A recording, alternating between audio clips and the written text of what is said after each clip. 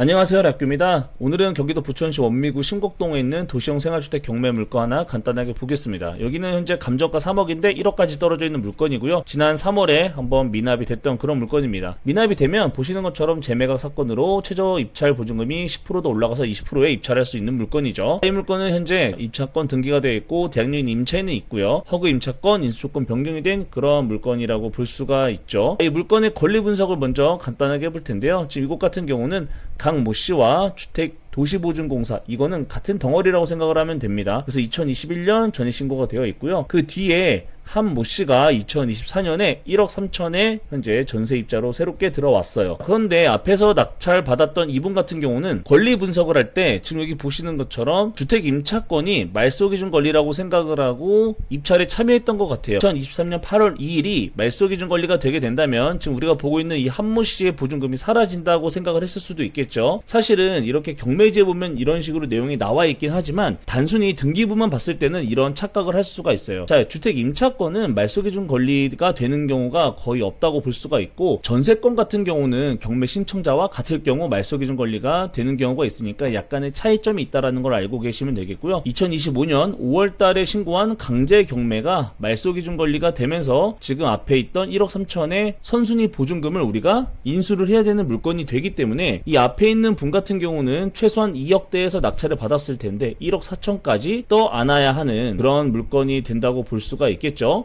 왜냐면 지금 여기 보시면 아시겠지만 경매 신청자가 낙찰금 대부분을 가져가기 때문에 이 사람한테 배당되는 금액이 없다고 볼 수가 있죠. 그렇게 되면 1억 3천을 내가 떠 안아야 돼서 실제로는 3억 3천 이상의 금액을 내가 사는 것과 같은 그런 물건이었기 때문에 미납을 할 수밖에 없었다. 그럼 그렇게 되면 차라리 1,000만 원 포기하는 게 더 빨랐을 수 있기 때문에 이런 물건은 현재 우리가 잘 봐야 되는데, 이런 경매지로 봤을 때는 잘 나와 있지만 우리가 이런 경매지를 활용하지 않고 등기부로 봤을 때는 굉장히 헷갈릴 수 있는 부분이라는 걸 알 수가 있습니다. 자, 근데 한 가지 좀 의아한 건 맞아요. 왜냐면 이미 이렇게 경매가 진행 중인 물건이 등기부를 봤을 때는 분명하게 이렇게 주택 임차권이 신고가 되어 있는 게 등기부에도 나왔을 거거든요. 그럼에도 불구하고 2024년에 이런 내용을 인지하고도 1억 3천을 걸고 전세권으로 들어왔다는 건 굉장히 이거는 하기 힘든 선택입니다. 그렇기 때문에 지금 사실 이 부분 같은 경우도 자칫 잘못하면 허위 임차인일 가능성도 있는 경우가 있죠. 왜냐면 앞에 주택 임차권으로 3억이 걸려있는 그런 물건이 현재 경매 진행 중에 있는데 내가 1억 3천에 다시 전세입자로 들어온다? 그거는 쉽지 않은 물건인 것 같아요. 그래서 이런 경우에는 좀 아리까리한 부분도 있고요. 사실 명확하지 않아요. 그래서 이거는 약간 제가 봤을 때는 노림수가 있는 그런 물건이고 약간 찝찝한 그런 물건이라고 생각이 들어요. 여러분 등기부를 봤는데 현재 경매 진행 중인 물건이에요. 임차권이 신고가 되어 있고요. 그럼에도 불구하고 내가 1억 이상의 보증금을 내고 들어갈 수 있는 깡이 있습니까? 저는 없어요.